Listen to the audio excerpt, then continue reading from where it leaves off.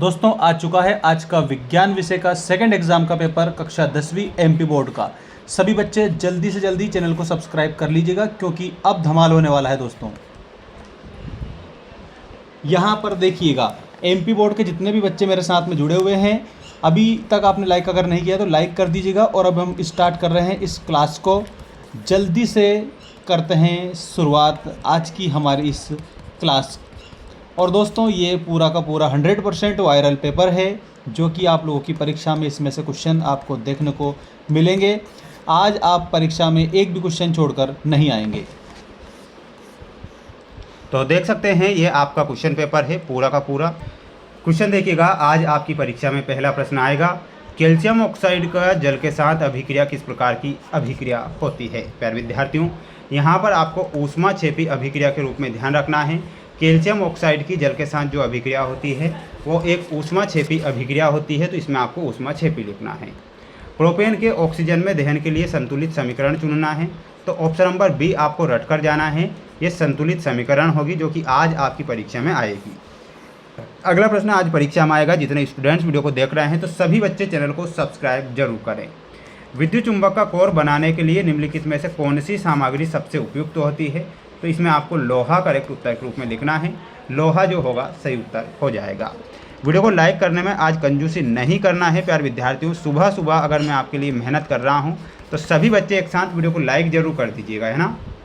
उदासीनता अभिक्रिया में अम्ल एक क्षार के साथ अभिक्रिया करके उत्पाद बनाता है, तो उत्पाद क्या बनाएगा, लवण और जल उत्पाद बनाएगा। तो यहाँ पर आपको लवण और जल लिखना है। विद्युत ऊर्जा को यांत्रिक ऊर्जा में परिवर्तित करने वाले उपकरण का क्या नाम है। तो प्यारे विद्यार्थियों वह उपकरण क्या हो जाएगा, याद रखना है मोटर। क्या याद रखना है, मोटर आपको करेक्ट उत्तर करना है। देखिएगा जल्दी से आंसर इसलिए बता रहा हूँ क्योंकि समय अब नहीं बचा है और 9 बजे से पहले पहले इस पेपर को रट लेना है, याद कर लेना है। किसी माध्यम का अपवर्तनांक निर्भर करता है तो किस पर करता है। प्रकाश की तरंग दैर्ध्य पर किसी माध्यम का अपवर्तनांक निर्भर करता है, तो यहाँ पर आपको लिखना है प्रकाश की तरंग दैर्ध्य।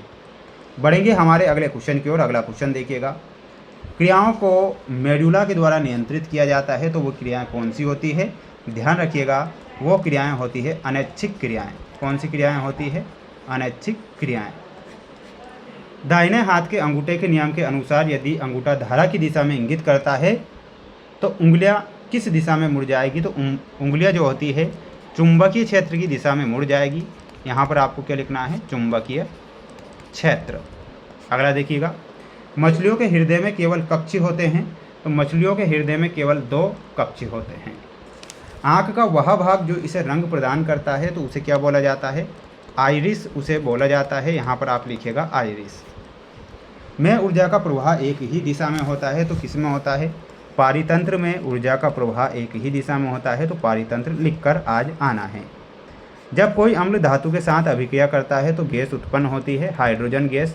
तो यहाँ पर आपको H2 गैस उत्पन्न होती है, ये आप यहाँ पर करेक्ट करेंगे। सभी स्टूडेंट्स वीडियो को लाइक कर चैनल को सब्सक्राइब जरूर करें और आज आपको इन क्वेश्चन को याद करके जाना है क्योंकि पेपर आएगा 100%। प्रतिवर्ती क्रिया में शामिल अंग मेरुरज्जु, मोटर, न्यूरॉन और मस्तिष्क है, तो ये गलत हो जाएगा। अम्लों का पीएच मान 7 से अधिक होता है, ये गलत होगा क्योंकि अम्लों का पीएच मान 7 से कम होता है। किसी रासायनिक अभिक्रिया में उत्पादों का द्रव्यमान हमेशा अभिकारकों के द्रव्यमान के बराबर होता है, ये सत्य लिखना है। प्रकाश के एक माध्यम से दूसरे माध्यम में समान गति से यात्रा करने पर अपवर्तन होता है, ये गलत होगा। सभी धातुएं लचीली होती है, ये गलत होगा। मानव आँख के रेटिना में दृष्टि के लिए रोड और कोन कोशिकाएं आवश्यक होती है, ये सत्य लिखना है। स्क्रीनशॉट लेकर रट लीजिए, पढ़ लीजिए। मेहनत प्रयास तो आपको ही करना पड़ेगा। अगर आप पहले प्रयास करते तो आपको द्वितीय परीक्षा देनी नहीं पड़ती, इसलिए इस बार मेहनत करें। प्रबल अम्ल में HCl, ऊष्मा का अवशोषण, ऊष्मा शोषी अभिक्रिया। सेरिबेलम का कार्य होता है अनैच्छिक क्रियाओं को नियंत्रित करना। DNA में आपको मिलाना रहेगा जीन से। मेंडल आनुवांशिकता के नियम का प्रतिपादन करता है और AQ प्रतीक होता है पदार्थ पानी में घुल गया। ये आप यहाँ पर करेक्ट करेंगे। सभी स्टूडेंट्स स्क्रीनशॉट लें और अच्छे से इन प्रश्नों को याद करें जिससे कि आज आपकी परीक्षा में आपको अच्छे नंबर प्राप्त हों। 2 धातुओं का उदाहरण हमें देना है जिनका गलनांक कम होता है, तो दोनों धातुएं कौन सी होती है, सोडियम और पोटेशियम।